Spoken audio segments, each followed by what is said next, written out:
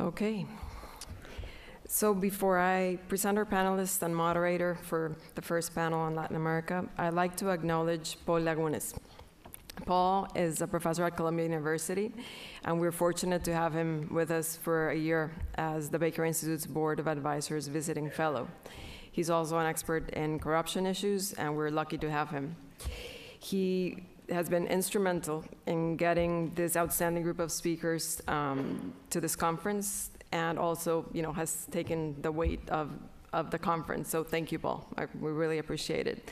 And I also want to thank the Baker Institute staff who worked behind the scenes, but it's really thanks to them that we have this process moving smoothly. So for this panel, we had originally planned to cover 3 Latin American countries that are at the forefront of the fight against corruption. That's Guatemala, Brazil, and Peru. Unfortunately, our Peru expert had a personal emergency and will not be able to be with us today. Professor Louise Shelley was kind enough to agree to join us last minute, so we look forward to her insights, and we're very thankful that she decided to join. So in the interest of time, I'm going to highlight some of the main accomplishments of our speakers, but please, read their detailed bios in your programs because they're pretty amazing. So Thelma Aldana, in a nutshell, I would say she's like a Latin American rock star, in terms of anti-corruption efforts. She was Guatemala's Attorney General from 2014 to 2018, a period where there were huge mass demonstrations, people fed up with corruption. It's also a period when then President Otto Pérez Molina and his Vice President Roxana Valdetti had to resign to face corruption charges, among other many important events that were happening in Guatemala. Before being Attorney General, Thelma was President and Magistrate of Guatemala's Supreme Court of Justice, and she's also Professor of Law at the University of San Carlos. Paulo Galvao has had an illustrious career as a federal prosecutor in Brazil for over 14 years. He is currently a member of the task force responsible for the biggest corruption investigation ever held in Brazil, which pertains to Lava Jato, or Operation Car Wash. Given the magnitude and reach of this massive corruption case, Paulo interacts with over 30 foreign prosecution offices and law enforcement agencies around the world. He was also involved in a working group established to prevent corruption during the FIFA World Cup in 2014, among other things. Louise Shelley is a chair and professor at George Mason University's Scar School of Policy and Government. She founded and directs the school's Terrorism, Transnational Crime, and Corruption Center.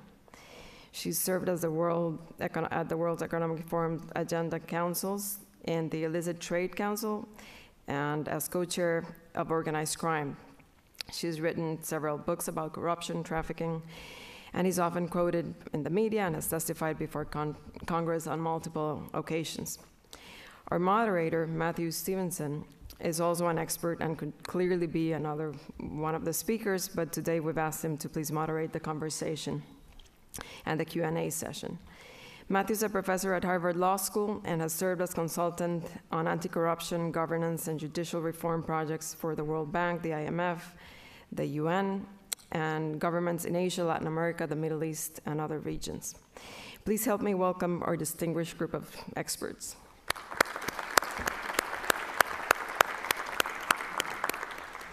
Okay, I'm going to start by asking each of our speakers to take 10 minutes to answer a broad question, just so that the audience can learn a little bit about what you're doing. So I'm going to start with Thelma. Corruption scandals are complicated, and the one that hit Guatemala in 2015, known as La Línea, is no exception. Would you please tell us or help us understand what La Línea was and comment on your role, the role that you played as Attorney General of Guatemala?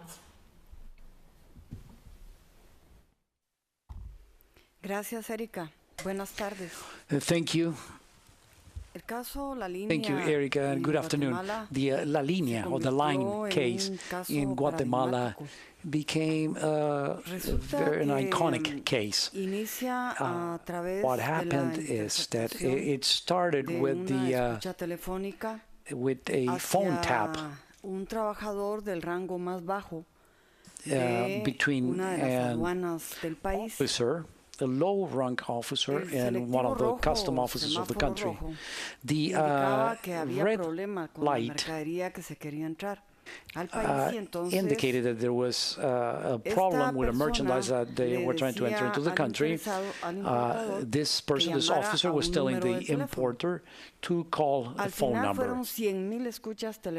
Finally, it ended up being 100,000 phone taps, because after this conversation, this phone conversation, this led to others pretty much for about 1 year.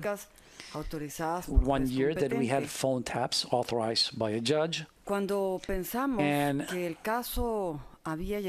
we thought that we had concluded with this case. We realized that the private secretary of the vice president of the Republic, who was in office at that time, had a very important role within this criminal enterprise. We were astonished to see the way this structure was being managed. It had a low structure, some middle officers and higher officers. The people who were part of this structure didn't know each other. The people at the bottom didn't know who were at the mid-level. And there was also an criminal structure within the state in Guatemala, and a criminal enterprise that was foreign, that was external. The external structure was even stronger than what we had embedded in the Guatemalan government. During one of the phone taps, we heard the President Pérez Molina, when he was talking to the chief sources of the tax administration, and asked him to replace the chief of human resources. Before that phone tap, we had realized the way in which we had seen that the foreign group, the foreign structure, had indicated that it was necessary to replace the chief of the tax administration, because this person was against their illicit payments scheme. The illicit payments, illegal payments that they were getting from different services. When I heard President Pérez Molina, I was astonished, because I couldn't understand why the president asking an entity, an agency, to replace their human resources director. But the analysts who helped us build the cases started putting all of this together for us. We realized that it was not just the private secretary of Vice President Roxana Valdetti, but that she herself, the Vice President, was involved in this. We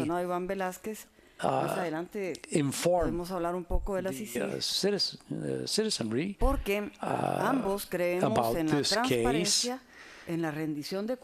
through other agencies, because we both believed in transparency and in accountability, and we believed that the population needed to be aware of this case, the La Línea, the line case, which was so big, and it was an illegal enterprise that was being directed by the President of the Republic. He was the boss in this criminal enterprise, which was a case of embezzlement in the customs of the country.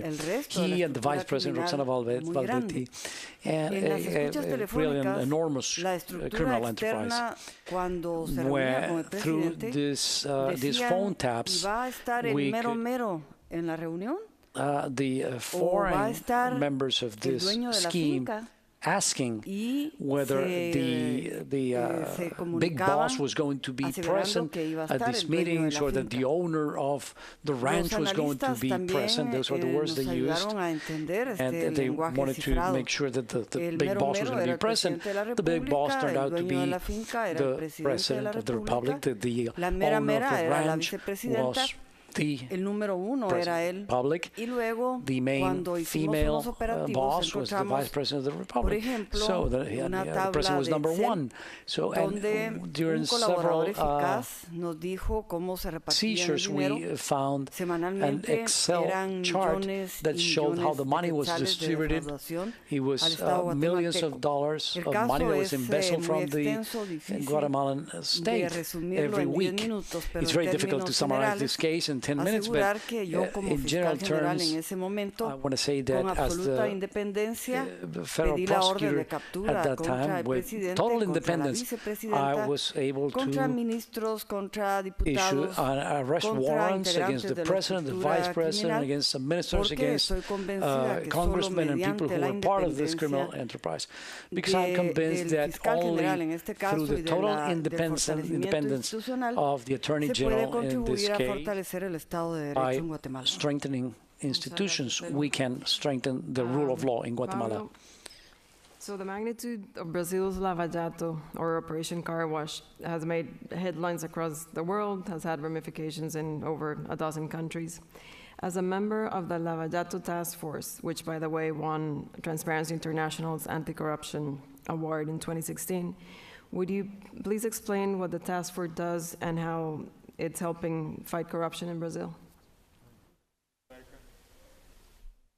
Well, it's an honor to be here. Just to give a brief presentation on the car wash, the Lava Jato Task Force, the Lava Jato case.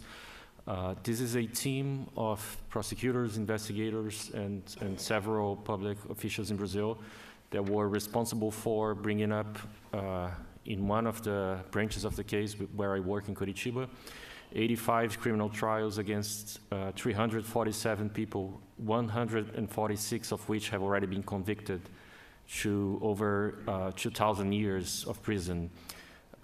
It has been responsible for the conviction and arrest of a former president, of several secretaries of state, governors, congressmen, a speaker of the House, people from nearly all political parties, also some of the richest businessmen in Brazil, and also responsible for arranging the restitution of roughly $3 billion US dollars, which have already been guaranteed to be restituted, the repatriation of $250 million US dollars.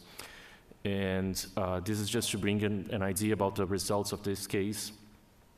But if you ask me what the task force is, it's actually a group that was created back in 2014. There was a strong will within the institutions in Brazil, within the Public Prosecution Service, the federal police, to make this case work. And although it started as a minor case, as it grew, more people started to join this task force, so people with different capacities. Some were specialized in investigation, others in prosecution, civil forfeiture, international legal assistance, people involved in cooperation with other agencies in Brazil, and also other task forces were formed within the federal police, the internal federal revenue services. The case grew so big that we can not only speak of one Lava Jato task force, but of several. The initial one in Curitiba, others in Brasilia, the capital, Rio de Janeiro, São Paulo. And what is this case? What does the task force actually do and what it uncovered? Whereas this case began as a money laundering investigation, one out of several that had already existed beforehand in Brazil, but had not really gone too far. This one, because of a series of maybe lucky strikes or some good guesses or some good decisions made at the good times, it reached a former director of Petrobras, state-owned enterprise and the biggest Brazilian oil company. And although in the beginning we really didn't know what the person was, what was its role in the scheme, out of a cooperation agreement that we made with this person, we initially found out that a cartel of the 16 major construction companies operating in Brazil was involved in defrauding the bids of the Petrobras, and in that time, Petrobras was it was the boom of the oil prices and also the pre-salt discovery in Brazil. So Petrobras was building just huge refineries, and we found out that this cartel, in order for it to operate, it would also pay bribes to the directors of Petrobras, bribes that would go from 1% to 3% of the contracts. However, with the development of the investigations, we also found out that the scheme was not really a scheme within Petrobras of paying bribes to Petrobras directors. In fact, the directors were a small part of the scheme. The director itself would keep to himself only something of around, in one of the boards, let's say, the director would keep only 14% of the bribes. There were intermediaries, so 6% would go to intermediaries. Another 20% would go to expenses. So, for example, paying taxes in order to create fake contracts with front companies to make everything look good. But 60% of the bribe money would actually go to the politicians and the political parties on top of these directors. Politicians that were responsible for appointing the heads of and directors of the state-owned enterprises, and in fact, all areas of government. So after we got this picture, we also found out that the same sort of scheme that happened within Petrobras also happened in pretty much all of the areas of government where big money was involved, whether it's infrastructure or big projects, for example, nuclear power plants, nuclear submarines that were being built in Brazil at the time, or pretty much anywhere where big money was involved. We also saw that this went much beyond merely paying bribes for a specific benefit or a specific contract.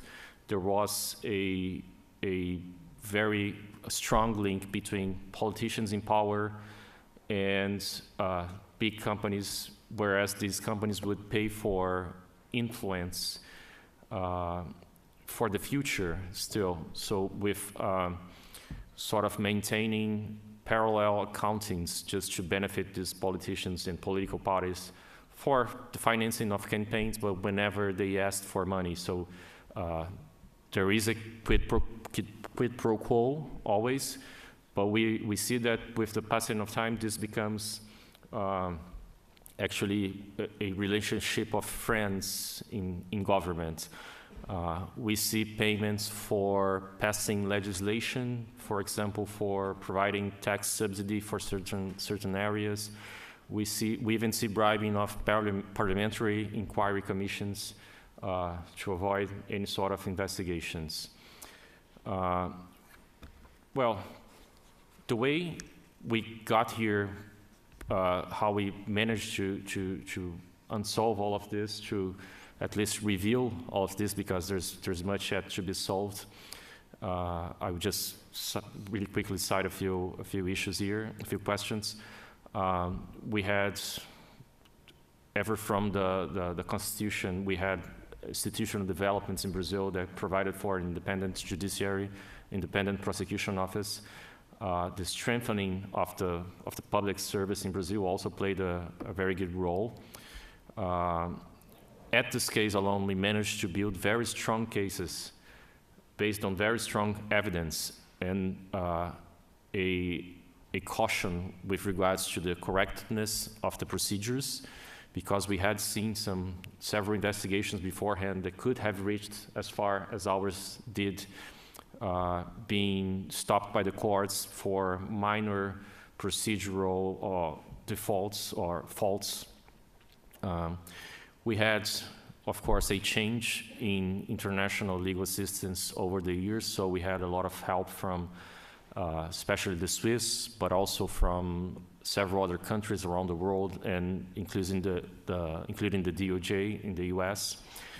We managed to create, to use momentum and to strengthen the case in order to create a what we call a snowball of cooperating defendants that would each come and bring new facts to our attention. And we started to see people coming in, people that we didn't even know existed would come in and say, I have something to say and I want to give back. For example, one of the guys in the beginning of the case said, hey, I have 97 million US dollars in Switzerland, and I know this case is going to end up in me, so I want to go into an agreement with you guys and give all this money back.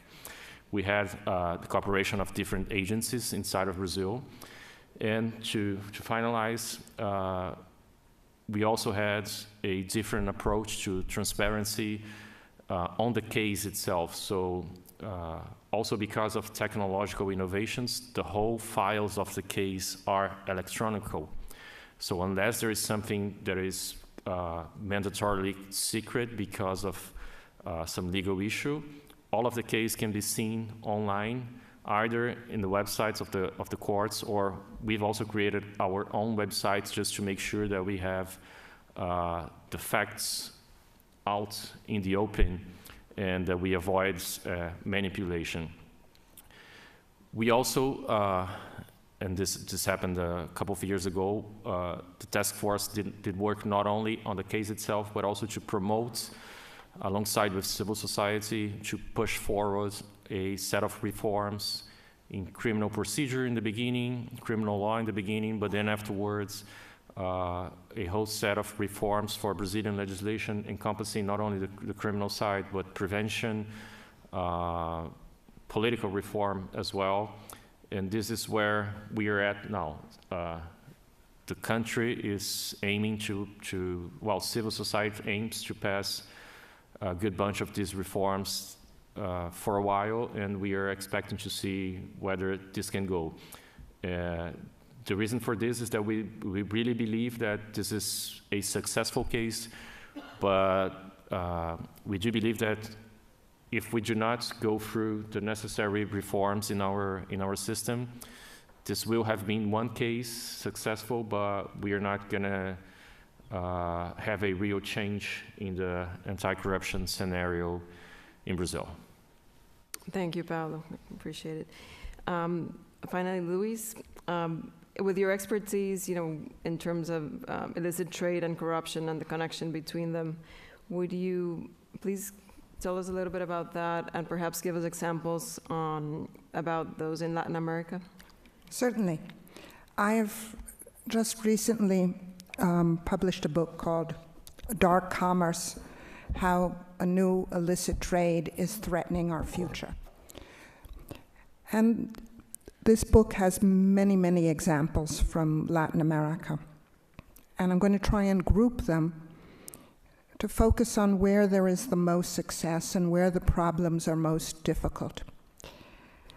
As we just heard from Attorney General Aldana, this corruption scandal in Guatemala began with dark commerce, right? It was a trade issue where there was bribery, high-level corruption to facilitate the movement of goods. The goods may not have been illegal to start with, but the corruption that was facilitating their movement was something that makes this trade dark and outside the legal framework. Apart from that, in Latin America, there are many, many types of illicit trade, and there are different ways to help control them. First of all, I don't want to focus too much on drugs, but that's an important piece of it. And it's a part related to transnational criminal organizations, but it's also highly linked with high-level officials. For example, President Maduro in Venezuela, its members of his family have used the presidential runway to help move drugs.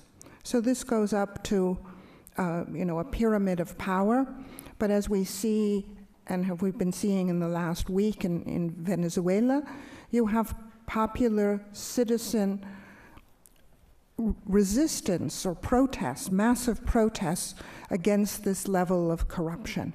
And that's what I think is really important in what we've been hearing first in Guatemala and in Brazil, is that we have both a business elite in many cases, as I'll say a little bit more, as well as a mass citizen mobilization in the most successful countries in combating corruption that mobilizes to address this issue.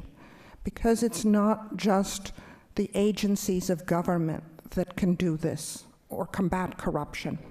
As I write in my book, in the United States, we sometimes talk about a whole of government solution. But what I say is that we need a whole of society solution. And that involves citizens, it involves government agencies, it involves the business community, it involves journalists. But as we've talked about already today, we're seeing examples of cross-border cooperation. And that's very important because much of this illicit trade that contributes to corruption, I'll go through lists of what we have, is not necessarily a domestic phenomenon. Just as the goods were flowing in from Guatemala, into Guatemala from abroad, and the interlocutors with the president were foreigners, this is what we're looking at. We're looking at transnational supply chains where there is often corruption in many elements of the supply chain. And therefore, the anti-corruption activities in Latin America need to be supported by people overseas and working with them, as we heard from Galvo de Carvalho's description of what has helped make the car wash investigation effective. There has been international cooperation. So, what kinds of illicit trade is contributing to this corruption? As I mentioned, drugs, but there's also human smuggling that involves border patrols, border guards, immigration services, human trafficking. And what I talk a lot about in this book is the increasing illicit trade in natural resources. And those natural resources can be trees, as is the case in trade out of the Amazon. It can be wildlife, as Tony Payan gave me a report that had just been done in the Baker Institute on trade in birds in Latin America. I have a Mexican colleague at George Mason who's written on trade in reptiles. And it can be natural resources like coltan, which many of you may not think much about, but is an absolutely central element of every iPhone, computer. And where is this coltan mined? It's been mined in the DRC, but also in Colombia. And some of the mining of this coltan helped benefit the FARC. There's also been a lot of illicit gold trade in Colombia. If you remember, before the FARC came to the negotiating table, it was making more money from the illicit trade in gold than it was from the trade in drugs. But when I talk about this international cooperation, where was this gold going? And at one point when I was testifying before Congress on this problem, an investigator came up to me and said, I'm the lead investigator of this gold that's flowing into Miami, into Florida, where it's being smelted. So we're not only looking at the flow, but we're looking at the recipients who we're going to be investigating. So this is like the car wash case, where you have an illicit flow from one country, but it becomes the responsibility of the recipient country to work with the law enforcement to try and stem this illicit trade. Also, we talked a few minutes earlier with Susan Rose Ackerman in her discussion on money laundering. And this is a key problem because a lot of the illicit illicit trade that's going on that promotes corruption goes on through trade-based money laundering. About a year and a half ago at the research center that I direct, we had a speaker who was the former director of the Internal Revenue Service of Colombia, who was investigating the massive, bribing and opening of customs offices in Colombia that were allowing a lot of the criminal money to move to Panama through trade-based money laundering, so that the money was moving, or the coffee was moving in small amounts, but there was enormous sums being deposited because it was a illicit trade that was covering up another form of illicit trade. And we're not paying enough attention to trade-based money laundering. But the Panama Papers and other investigations that have been done by the business community and the governmental community help reveal this money laundering. One of the other things that we talked about, and there was a question about, was money laundering into real estate. And this illicit money has contributed, if you go to Panama, to loads and loads of apartment buildings that have absolutely no tenants. But it also is the same phenomenon in Miami, where large amounts of money have gone. And I remember about 18 years ago, I think it was, that I was doing a training, that was when my Spanish was much better, a training in Honduras for the Anti-Corruption Commission, and we were looking at everybody that they were concerned about, and we could find them on the registration of Miami real estate. But up until now, their investigations couldn't go that far because there wasn't enough provisions against money laundering into real estate in the United States.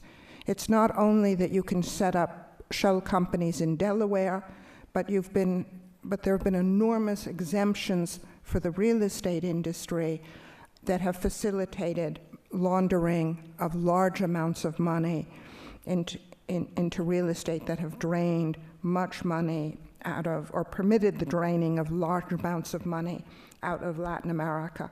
And I think it's an enormous responsibility of the US to change its legislation and to be responsible partners to Latin American governments that seek to work and recover much needed assets. So where do we stand and what do we see, and I think is important in Latin America in controlling corruption? This is a very different situation from what I see in my research in parts of Africa, where there are different tribal groups, and as one group replaces another, it is their turn to drink or benefit from being at the trough. This is not the Latin American experience. I remember being in Colombia at the 15th anniversary of Transparency International, and many of the people and the strongest supporters of this civil society were members of the business community. And I've been at many seminars where leading members of the Mexican, some Central American, South American business elites are part of addressing the corruption issue. So this seems to be something that we need to understand more of why it's operating. The consequences are clear, but why it is operating this way seems to be something that is much more important. We need to be providing international cooperation that helps address the supply chains of this illicit trade and the corruption that accompanies it. And Guatemala and CICIG have been an excellent example of how to do this. And we need to be focusing a lot more on the complicity of leaders who are involved in illicit trade. To end with one, I should say, ironic anecdote, is that I write about the president of Paraguay, whose family has made a huge amount of money in producing cigarettes that are called illicit whites. What are illicit whites? They're not illegal in their production in Paraguay, but they are meant to be smuggled. They're produced to be smuggled, and they saturate the markets in Brazil, resulting in reduced revenues for the Brazilian government, and they are shipped internationally.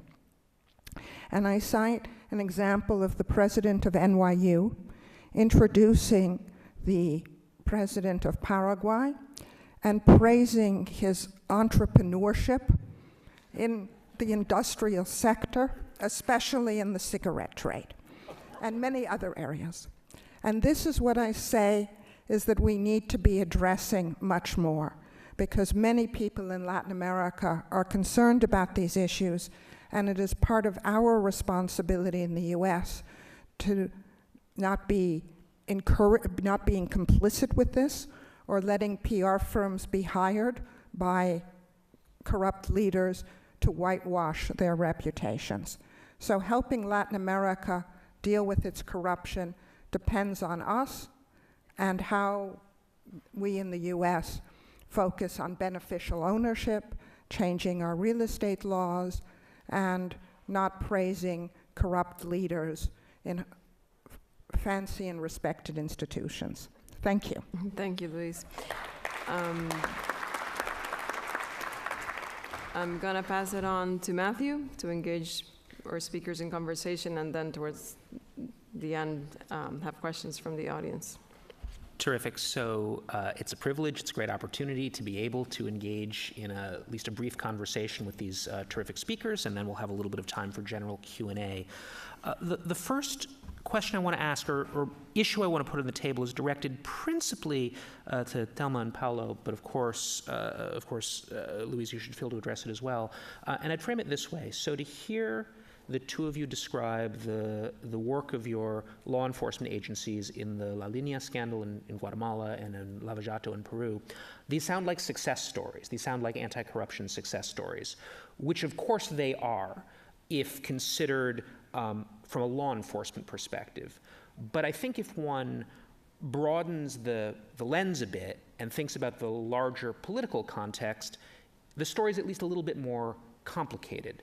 So of course in Guatemala we have this extraordinarily successful operation that results in the removal of a corrupt president and vice president, but in the subsequent presidential election, the ultimately prevailing candidate, Jimmy Morales, runs on an anti-corruption platform. His slogan is "Not corrupt, not a thief." That's very much the focus of his campaign. Once in office, he seems to be doing things that even his predecessors weren't willing to do, which is to essentially try to shut down CICIG, the Anti-Impunity Commission, and is at least widely thought to be engaged in a lot of questionable activities, which is, of course, a concern. And then if you turn to Brazil, the story is, of course, not identical, but there is a family resemblance where the extraordinarily successful car wash operation, among other things, seems to contribute to discrediting the Workers' Party, the party of former presidents Lula and Dilma, and seems to very much fuel the ultimately successful candidacy of the originally marginal figure, Bolsonaro, who now in power, it's a little bit too early to tell, but there are already concerns about corruption scandals implicating his family, but also his hostility to transparency measures and his general style and approach of government. So I guess the question that I wanted to put, and principally to the two of you, not in your capacity as prosecutors, where I think there's a good argument you shouldn't think about the larger political implications, but in your capacity as citizens and analysts, how much should we be concerned about what you might think of as the hijacking of anti-corruption rhetoric or anti-corruption impulses by politicians whose agenda we might not think is ultimately productive to the long-term fight against corruption and the building up of institutions of the rule of law and separation of powers and constrained government?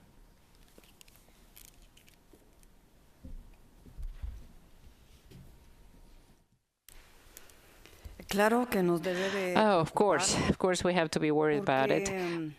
because the experience has demonstrated to us that one case is not everything, that it could be a case that was successful. It was a successful investigation. It was taken to court, and we can see among the judges the first obstacle when they don't move fast enough, they don't process the papers fast enough. But beyond the political environment, what we see is that in Guatemala, the illicit electoral financing, these candidates were co-opted. From the moment when they are doing their campaign, they are already receiving funds from different sectors. And they also receive funds from organized crime, from drug trafficking. And there aren't strong enough institutions to control how they use these funds, how they receive the funds, where they come from, and how they use them. In the public ministry, we undertook an investigation of illicit financing of elections, and what we found is the president, Jimmy Morales, was involved. We filed the claim against him, and in another case, we also found his son and his brother. Jimmy Morales' son and brother involved. We've been criticized. They say that the case, for the son and the case with the brother is $10,000 or something like that. But under Guatemala law, that doesn't mean that this is not a crime. So at any rate, what we see in Jimmy Morales is a person that comes to power with this speech of "I'm not corrupt, I'm not a thief," and he's corrupt, he is a thief, and he is the person that is opposing the anti-corruption fight in Guatemala. The same president is stopping Ivan Velázquez's entrance to the country, who was in charge of the commission in Guatemala. We worked with him hand in hand. We did a lot of work to do the investigation of all these other cases, these huge cases that we had in the country.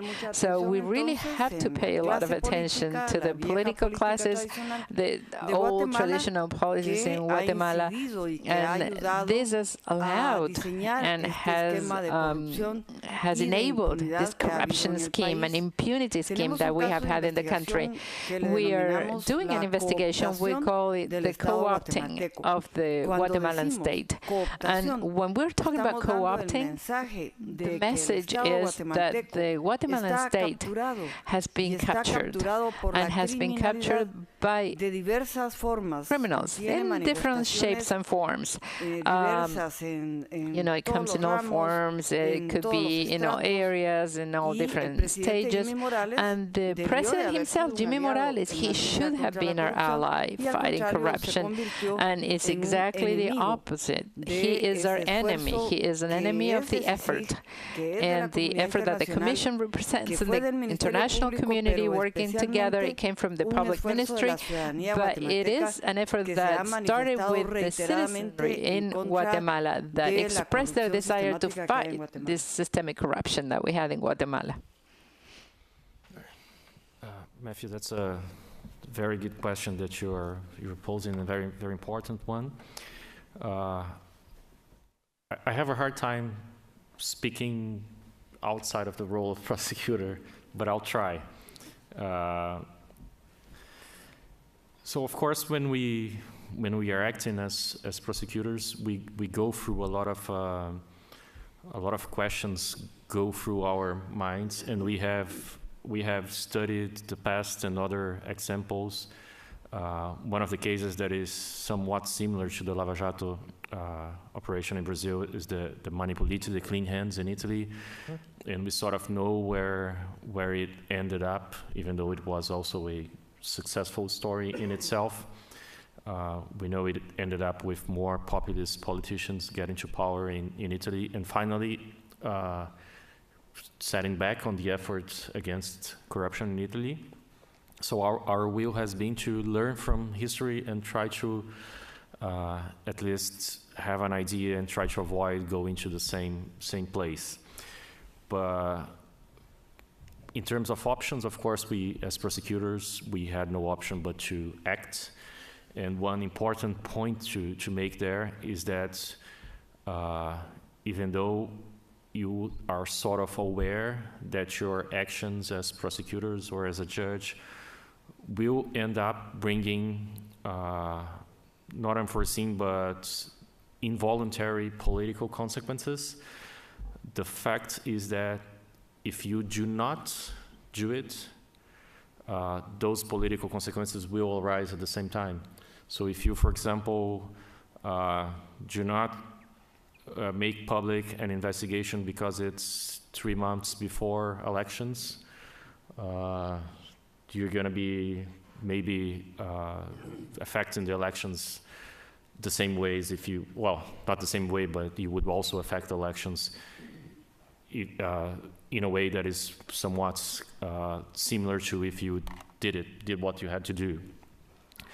But the way I see it, and maybe this is a, how do you say that? Maybe this is sort of like a confirmation or positive bias where you try to find what is good out of what you were doing is, and I'm not gonna give my opinion on the new president, but what we saw on the population, maybe it was not exactly cutting back on the Workers' Party or the lefts in Brazil, but it was maybe a setback on the old way of doing politics. So it's not only the Workers' Party that has lost the last elections. All the other traditional right-wing or center parties, they have also been put aside on the elections. So there is this new set of guys coming, a big renovation of Congress. On the executive, everything is new. What we have to do is to keep doing the same thing that we were doing beforehand. So if the new government somehow comes up in investigations by the Federal Prosecution Service, I think that we have to act on the same way. And I do have this, at least hope, that the population is now more aware and more concerned with this stuff, and there is, I hope that the same sort of like popular unrest will come back if we see things like that were done in Guatemala, if they try to do the same things in Brazil. It's a hope, but what we have to do is to keep fighting. Luz, do you want to say something on this, or do you want to? The only thing I want to say is that the concern comes when you have members of the legal, the law enforcement system being more, how do I say, advanced in their commitment to the rule of law than the political class of the society. There's certainly a lot more we could say about this, and I hope we have time to discuss it, maybe the general Q&A, but I wanted to also ask a question that's more focused on law enforcement technique, and in particular, tools for addressing the problem that corruption, though certainly not a victimless crime, is often a crime where the direct parties to the transaction benefit and don't have very much interest in disclosure. Right? If someone steals something from you, you'd want to report it to the police. But if you engage in the sorts of collusive transactions that characterized both what was happening, what you uncovered in Lava Jato and in La Linea, it's hard to get that information. This is a problem we see all the time. So some of the techniques that have been used in the United States, certainly, but now in other jurisdictions as well, to address this problem are, first, the use of plea bargains, often in exchange for information, or the very closely related technique of offering leniency to especially corporate actors. If they're willing to come forward and disclose wrongdoing, they could pay a substantially smaller penalty or none whatsoever. I gather that this approach is in some parts of the world, including parts of Latin America, very controversial. The idea that you would strike a deal with a guilty party or offer them in advance, we'll let you off the hook if you either give us information or self-disclose, is considered in some legal systems problematic. The second very closely related issue I wanted to put on the table has to do with creating incentives for whistleblowers to come forward. So sometimes as was in the case in La Línea, I gather, you get the information from a wiretap or the government independently discovers it. But oftentimes the way you get this information is that you have someone who knows about the criminal scheme, perhaps who is part of the criminal scheme at some point, and is willing to come to your agencies or to the Department of Justice or whomever and say, I have information. So I think there's broad consensus about the need to protect whistleblowers from retaliation. The place where there's more controversy has to do with proposals to offer financial incentives to whistleblowers.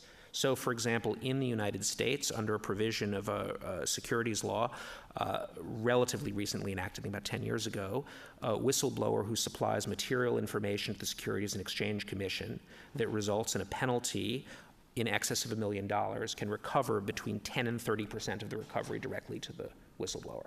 So if you get if you provide information that results in a $100 million penalty, you as the whistleblower can collect $10 to $30 million. Again, controversial in some quarters that you would pay very large amounts of money that would otherwise go to the government treasury to whistleblowers, especially when those whistleblowers might not be entirely innocent. But I'd be curious here, actually, from all three of you, maybe from the two of you, from your perspectives as current or former law enforcement officials about these techniques, and then Luis, perhaps given your broader perspective about illicit networks and corrupt networks, what you think about the use of settlement agreements, and I'll include plea bargains in there, that are supposed to create incentives to either self-disclose or provide information on other parties, and proposals along the lines of what we see in the US to provide quite substantial financial incentives to pay whistleblowers for information about criminal schemes.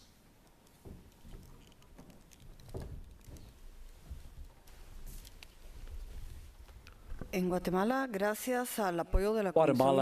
thanks to the support of the International Commission Against Impunity, which is a mechanism of the United Nations, we carried out a reform of the law against organized crime.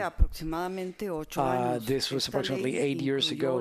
This law contemplated the idea of substantial cooperation, and there was created a unit for special methods in the Attorney General's office. Now, Velázquez from the FCC and I, as the Attorney General, we agreed that we already had this mechanism, the special tools for investigation. And in fact, we used substantial cooperation scheme. In Guatemala, there's always a small group. It's a very, very small group of people who criticize this progress in the fight against corruption, against criminal enterprises. Some of them because they don't know, some because it affects their interests, others because they're subject to the investigation. So we started to use cooperating informants, cooperating individuals, and in fact, the private secretary of the former Vice President Rosana Valdevi became a cooperating individual. And we had so much material that he, this private secretary, as a cooperating individual, helped us to organize documents, to buy information that we have from the phone taps. So that was pretty valuable cooperation. And we had other cooperating individuals. But it's important thing is for judges in Guatemala to have the appropriate training to know about these special investigative methods. I say this because we had a case in which we presented to a judge this criminal analysis. We mentioned phone taps, we mentioned about cooperating individuals, and she asked us, the judge asked us, witnesses. Obviously, it was a judge who still preferred to have witnesses. And in Guatemala, 90% are false witnesses because they are prepared by the defense. They end up lying in court. So that's why it is important to have these more modern tools. But sometimes it's difficult for the public to understand, or from people in some sectors, or maybe from the press to understand. how can we negotiate with a criminal? But if this criminal, this defendant or this criminal is giving us information that helps us build the case and helps us to get to the head of the criminal enterprise, well, we have to use them, and that's part of the law, of course, and we have to provide them with all the necessary protection because their lives are at risk. These cooperating individuals, for example, the La Línea case, they are out of the country now. We had a lot of support from the international community to protect them, to protect their families. And at this time, nobody knows where they have been relocated to obtain a reduction of their sentences. And one of the conditions for this was that they had to return what they had stolen.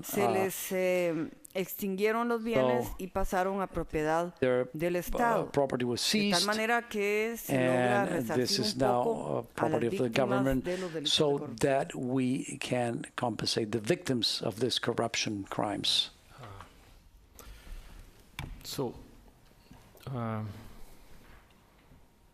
Just to give an idea of how important these plea bargainings or cooperation settlements are in corruption cases, and especially in countries where the rule of law, well, let me say it differently, there is no perspective of real punishment on regular cases.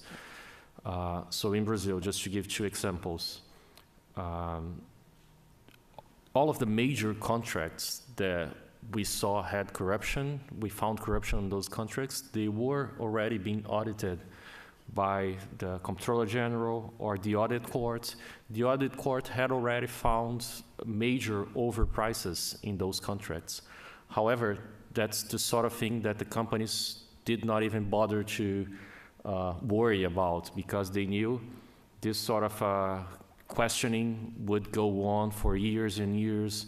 After they finalized the case on the Audit Court, they could take the case to the judiciary and then go through expert opinions on the price of cement and everything. So it's something that they would not be bothered with. On the other hand, a very different example. On the first time that we used cooperating defendants in Brazil was on the Banestado case. It's also a case that touched the United States because it's a state-owned bank in the south of Brazil that was doing some money laundering, and it had some accounts were in the United States, in New York. And the prosecutors back then started to use cooperating defendants. At the end of that case, those that got the higher penalties, the higher sanctions, were the cooperating defendants. The ones that did not enter into agreements, most of them ended up going out free. So if you take a system where the usual is for someone to not have to worry about the application of the law, and you have the possibility of bringing the information that person has to your investigation, it makes the information much more valuable, and the fact that the person is getting a lesser penalty is much less relevant than if you were in a case where the person would really have to be 30 years in prison, which is something that we don't tend to see in Brazil, at least for white-collar or politician crimes. So having said that, we do need to maintain and strengthen the system of cooperating defendants and settlements in Brazil. Now, with regards to the whistleblowers, we do have a system in place. However, there is under the bills that I mentioned for reform, there is at least one of them refers to whistleblowing protection. However, when it comes to paying for the whistleblower, I think that at least in Brazil, we're not ready yet for that. My personal opinion would be that given there would have to be a lot of constraints on that, but it would be possible and effective to have whistleblowers paid for. But we already have public opinion very much against, let's say, images of cooperating defendants walking out on the beaches in Rio, walking out free, and it's hard to explain how important the information that these people gave to the investigation were, and the fact that if we didn't have cooperating defendants, those people would be free anyway. It's hard to explain that, so I think it's we are not ready yet to pay for whistleblower information. The only thing I want to add is that it's a different, I think it's a bit of a different situation if you're a cooperating witness in a smaller country like Guatemala than in Brazil, because possibly you could find a place to live with a little bit more anonymity somewhere in Brazil, but in Guatemala, that's not at all possible. And so then comes this question of what we've been talking about earlier, which is transnational cooperation in aiding anti-corruption investigations. And the point that you brought up about how central it was that other countries provided support to cooperating witnesses. I was an expert witness in a case in the US, and not a Latin American case, another one, where the witness could have stayed probably, but decided to return home and had a very unfortunate fall off a balcony that they shouldn't have fallen off of. So this affected the case in the US, and it's also a chill warning of what happens if people are not ready to relocate, whether they have this sort of, how do I say, naive hope that they can be a whistleblower and get to live the rest of their lives in their community. So it's an awful lot to give up, but you may be giving up or resulting in being paralyzed or something else awful if you are a cooperating witness, especially in a small country, but even in a larger country that functions as a very good police state. Thank you. Terrific. We're going to turn to Q&A in just a moment, but since several people have talked about international cooperation as well as the role of intermediaries and wealthy countries like the United States, I just want to maybe touch on that issue briefly.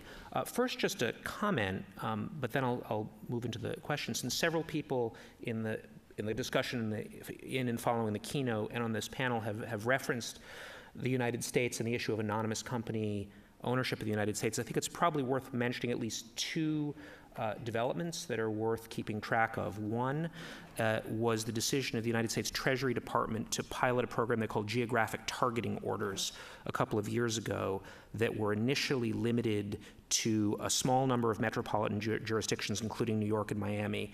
And what the order did, it didn't require new law, it was authorized under existing law, was to require title insurance companies in real estate transactions over $1 million that were cash transactions, in other words, no financing, so no banks involved, to verify the identity of the beneficial owner of a company that was engaged in that purchase.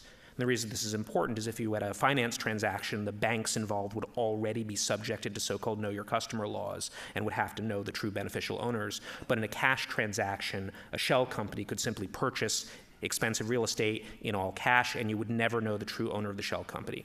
So one of the most striking things about this program, to me, at least in the pilot, there was a study of the impact of this program in Miami, which was one of the jurisdictions covered. Just the number of covered transactions, all cash transactions over $1 million, declined by 70%. 70% as soon as the government said, if you want to engage in an all-cash purchase of Miami property over $1 million, the number of such transactions that took place dropped by more than 2/3 in very short order, which is depressing because it shows just how many of these transactions were likely associated with disreputable or nefarious purposes, but two, encouraging, because it actually showed a relatively simple policy intervention that had huge consequences. The program has since been expanded to, I think, 12 metro areas, and the threshold has dropped to $300,000. So this is something to pay attention to. Second thing, on the fact that the U.S. has done almost nothing on anonymous company ownership, absolutely true, but there has been movement in the last couple of Congresses to do something about this. There was a bill in the last Congress that would have created a register, not public, but available to law enforcement. It died at the last minute when the House Financial Services Committee added some so-called poison pill amendments. It's being reintroduced, and there's a very good chance it might pass. So if people in the audience care about this, if you've been moved by what you've heard already, call your member of Congress. If you're a lawyer, call the American Bar Association, which is one of the major lobbying groups against this reform, together with the Chamber of Commerce.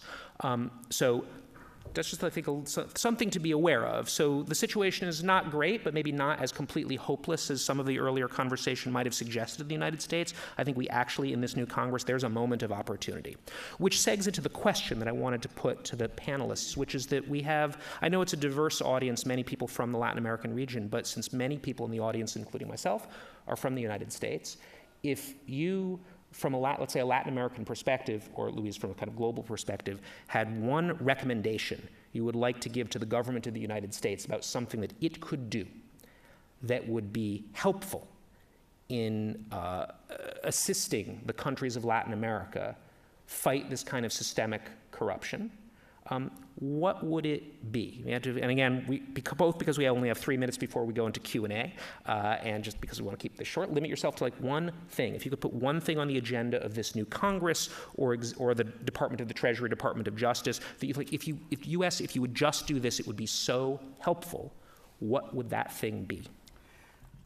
Matt, to echo this, and I've done this, is expanding the controls and the geographic targeting orders on money laundering into real estate, and expanding the cities, expanding the officials and the personnel in the real estate sector that need to participate in this. And now putting my efforts where this is, and you can read a lot on the website of our research center track on what we've been doing with money laundering into real estate, and now we're working with this group called RICS that works internationally to try and get them to tighten up their regulations. But that and terminating beneficial ownership would do an enormous amount. Thank you. Or requiring beneficial ownership, I should say. Terminating transparency and beneficial ownership, right? Yes. I'll give an answer. I never thought of it, so just out of the back of my head. I would say strengthen what is already being done, which is to work alongside other prosecuting agencies around the world to bring companies and individuals to answer before the law of the United States. Although maybe for some people this might seem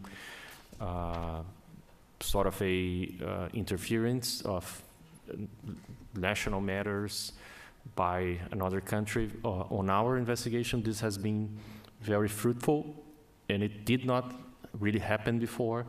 And maybe, I don't want to be unfair here, maybe this is happening between US and Brazil because there's a very good relationship between the agencies. Maybe this does not happen between the US and other countries, which is that whenever you are able to prosecute or bring somebody before justice in the US, that you should engage with the other country in order to make it so that the victim country is not forgotten whenever, because we saw beforehand, before the Lava Jato case, we have some history of cases where companies were paying bribes in Brazil and in other countries. They settled in the US and the countries never heard of it. This doesn't happen anymore with Brazil. I don't know how it goes with other countries.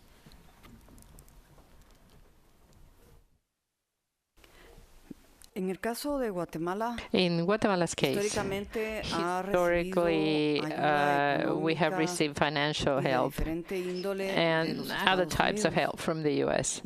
And I think that the U.S. should, when somebody makes a donation or collaborates, you normally set some conditions. And a donation has to have conditions. The U.S. has to make these donations conditional on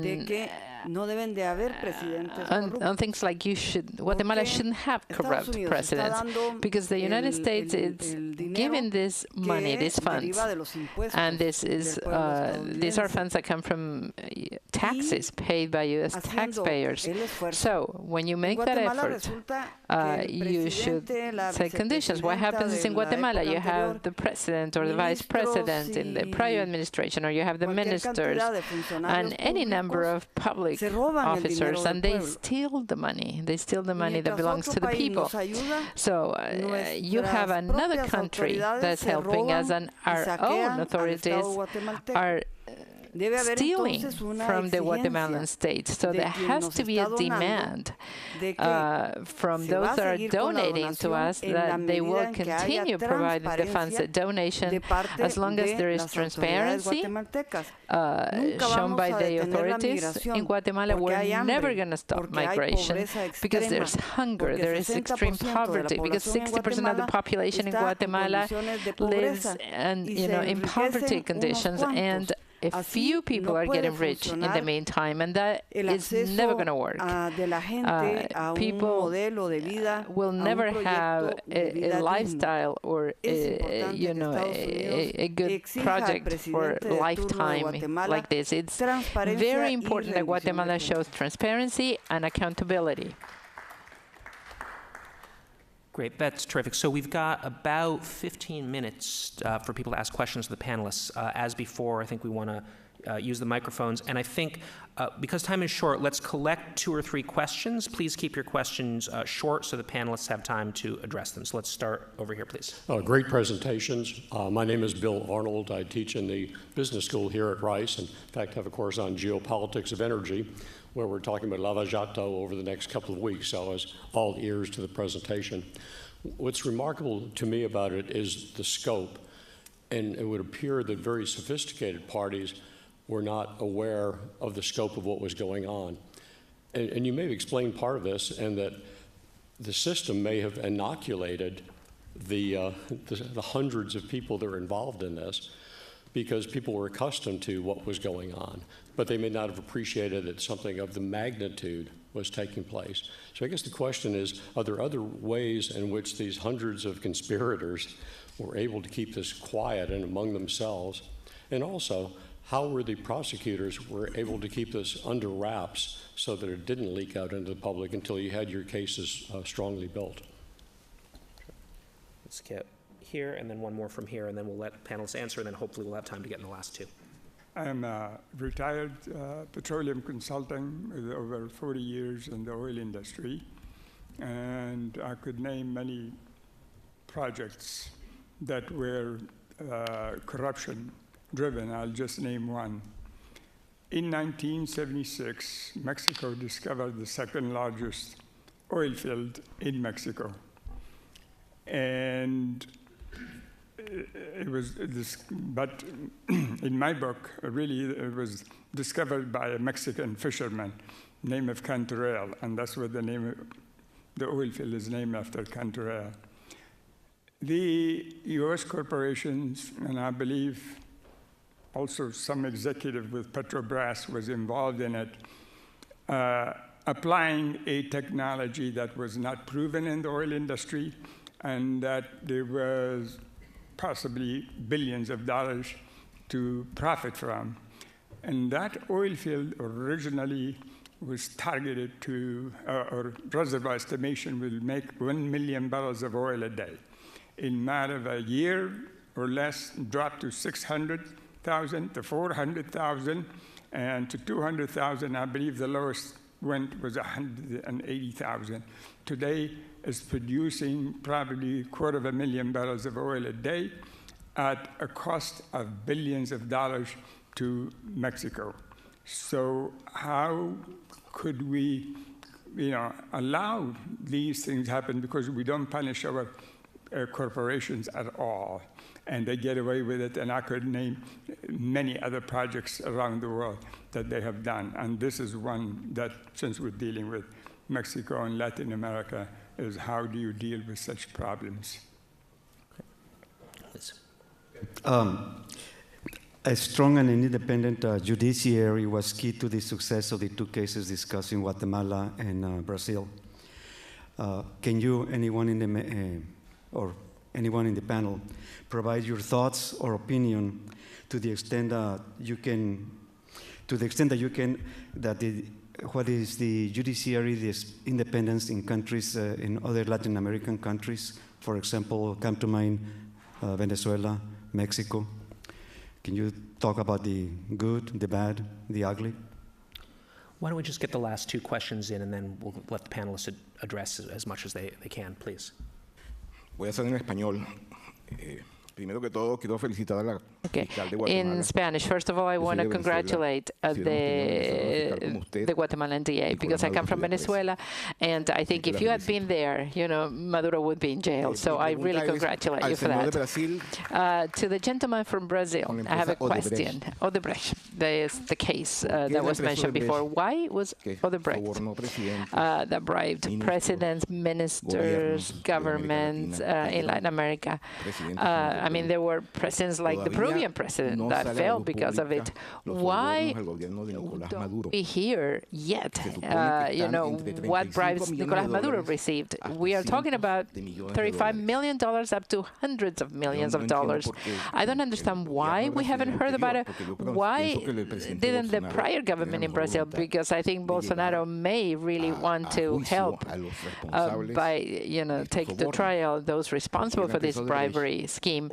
But why doesn't the Brazilian government or the DA in Brazil bring up to light, you know, bring into the public eye the bribes that were received in Venezuela? For instance, the bridge over the Orinoco River, that was total corruption, and Venezuelans are still waiting for this to, you know, come to light.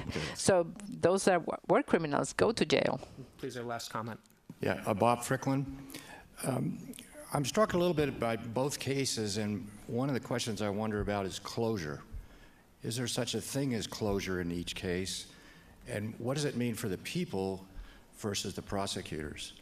And when you think of what Brazil is going through, of course, you've got many of the kingpins, but you haven't got the chairman of the board, shall we say. People are wondering in Brazil is, okay, you got the head of one group, perhaps the manufacturers, Odebrecht. You've got the head of Petrobras, perhaps in this cartel. You've got Lula, but who was really the one that was putting this all together? Because this went on since the late 90s. So there's a question then about closure for each of those two sides. Thank you. So doing the math, we've got 5 minutes, 5 questions, 3 presenters. That means if all of you tried to address everything, you'd have 20 seconds per intervention. So I'm going to suggest that each of you pick the 1 or 2 things that people brought up that you really want to say to the group, and then I hope perhaps during the break you can make yourselves available to engage with the other questioners who's, unfortunately because of time, we won't be able to address their questions to everybody. So why don't maybe we can do the same order as the original presentation, start down at the end, and then move this way.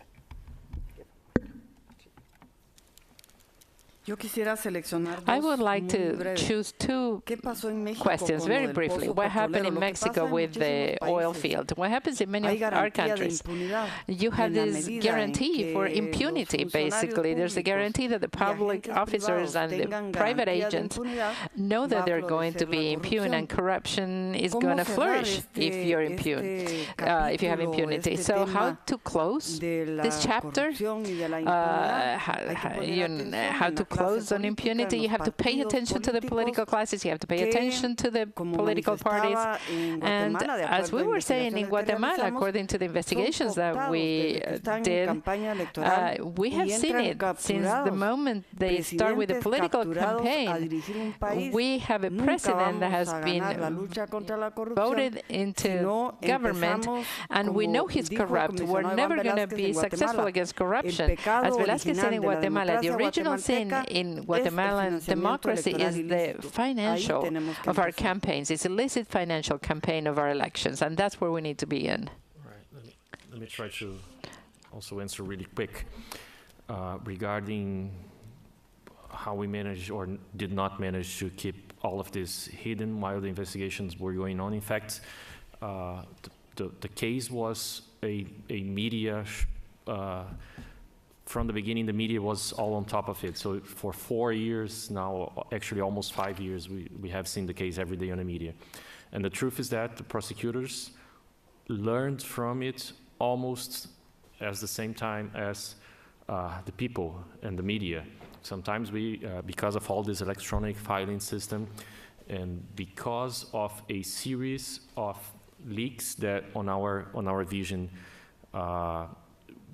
there's a lot of interest in leaking these cases. Some of it was a possible future cooperating defendant that would say, give a message onto other powerful people saying, hey guys, if you don't do anything about this case, I'm going to be the next cooperating defendant. So it was not possible to leave everything unknown to the population. And with this, I also answered the question about closure. The case is not finalized. We really don't know where it's gonna end. We already know that, what we already know is that this is not exactly one scheme that was put up by one person and that had control of everything. This is a scheme of systemic corruption, corruption that was embedded within all major areas of government, federal, state, municipal. We know that because of all of this collection of money for the political parties, the secretary, the treasurer, and the presidents of the parties were the ones that knew the most about it, but probably the people within each area of government only knew about the corruption in its own area of government. And just to finalize the matter with Venezuela, Brazil has produced spontaneous information, which is sort of like a technical term to say that we have sent out to Venezuelan prosecutors the information that we have, that the company has given us about bribery in Venezuela. We are constrained by a legal restraint on maintaining the secrecy, so we cannot reveal that to other sources in Brazil. But let's say we have done our side on this, on producing the information. We don't know whether it will be possible to prosecute more people in Brazil for facts relating to other countries. That might be a possibility for the future. Luis, last word? I'll give them some more time if they want. Well, we're basically out of time, but so I'll just conclude by saying I hope you'll all join me in thanking the panelists. My only regret is that we don't have nearly enough time to have the conversation about all these issues that are on the table, but hopefully this will be the beginning of conversations that will continue throughout the day and beyond. So thank you very much. We really appreciate it.